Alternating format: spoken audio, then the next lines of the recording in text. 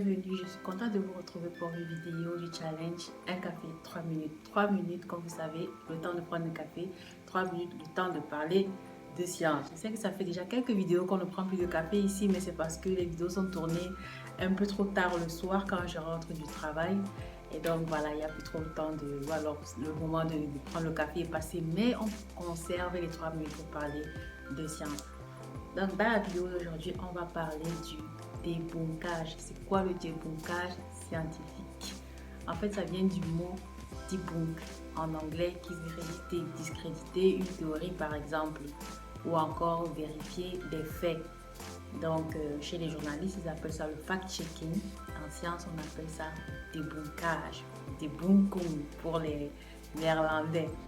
Donc voilà, dans la vidéo d'aujourd'hui, on va un peu expliquer ce que c'est. Déjà, vous avez une idée vu qu'on a parlé de vérification des faits. On parle de débunkage lorsque par exemple il y a des articles qui ont été publiés. Après vérification, il va s'avérer que soit les résultats sont faux, soit il y a eu plagiat ou encore le peer review qui a fait la révision, les corrections n'était pas en droit de le faire.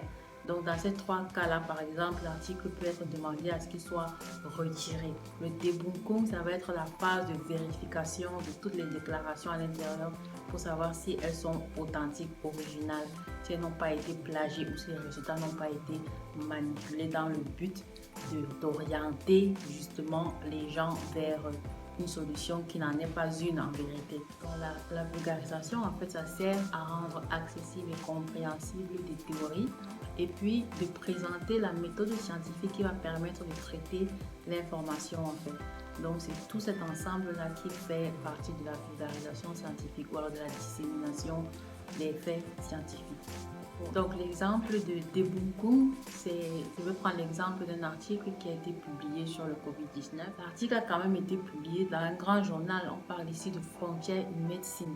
Et si vous utilisez, comme je l'avais décrit dans une précédente vidéo, le Caneva ou la Clarivate Webs of Science, vous verrez que c'est un journal de grande indice, c'est un journal crédible, c'est un vrai journal quoi. Mais voilà, après la publication de cet article, plusieurs plaintes s'en sont suivies. En fait, l'équipe brésilienne a publié sur un médicament, le proxalutamide, en disant que ce médicament-là avait évité à 90% d'hommes atteints de COVID-19 d'aller se faire hospitaliser.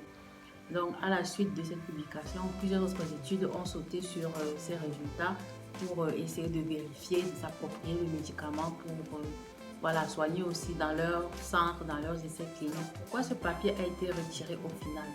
Déjà, il faudrait savoir que l'étude a été décrite comme une étude randomisée en double aveugle avec un contrôle placebo. Donc, j'explique les différents termes. Randomisé, ça veut dire que on n'a pas préféré un candidat sur un autre. Ça veut dire s'il y a 50 personnes qui arrivent, on divise au hasard en deux groupes de 25. Une va recevoir le traitement qu'on veut tester et l'autre va recevoir un placebo. Le placebo, ça veut dire que vous allez tous avoir par exemple une pilule blanche, sauf que dans l'intérieur de la pilule, dans une pilule, il y aura le traitement et dans l'autre pilule, il y aura juste de la poudre. Ça peut être du sucre, ça peut être du sel, disons ça comme ça. Donc, vous ne savez pas lequel des deux est le vrai qui contient le médicament. Et même le médecin qui vous donne ne doit pas savoir laquelle des deux pilules contient le médicament. Ça doit être exactement les mêmes pilules. Et c'est ça qu'on appelle en double aveugle. Ça veut dire celui qui prend ne sait pas s'il a le traitement ou s'il a le placebo. Et celui qui donne ne sait pas non plus s'il donne le traitement ou s'il donne le placebo. Et quand on dit randomiser, ça veut dire qu'on prend une population comme si on prenait des billes, on mélange comme ça au hasard et on divise en deux. Sans choisir que bon, moi je sélectionne les plus belles billes, je mets dans mon groupe et les plus laides, je mets dans un autre groupe. Ça, c'est déjà orienter un peu les sujets. Donc, quand on dit que l'étude est randomisée, on est censé avoir divisé les groupes sans aucune distinction, sans aucune préférence.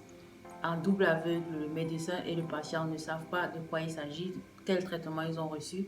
Il y a des codes et c'est d'autres personnes qui sont censées gérer ces codes. Donc, l'étude a été retirée parce qu'il s'est avéré que la répartition n'était pas vraiment randomisée, comme il l'avait dit, comme les auteurs du papier l'avaient dit. Mais ça n'a pas empêché les gens de citer parce que d'ici là que tout le monde soit au courant que le papier a été retiré. Il y avait déjà plusieurs études qui avaient été menées, des gens qui avaient déjà soumis des papiers en citant ces auteurs-là comme des références, puisque c'était paru dans un bon journal et que ça avait été révisé par les pairs. C'était conclu, c'était emballé, pesé. Au final, il y a 236 autres études qui ont dû se retirer parce qu'elles avaient mentionné où elles s'étaient appuyées sur les résultats de cette étude. Pour ce qui est du débunking, ça crée beaucoup de dégâts parce qu'à partir du moment où on vous demande de vous retirer votre étude, ça veut dire que tous ceux qui vous ont mentionné, qui vous ont cité vont devenir fébriles. On pourrait ne pas les citer sous le seul prétexte qu'ils vous ont cité vous. Et voilà, ça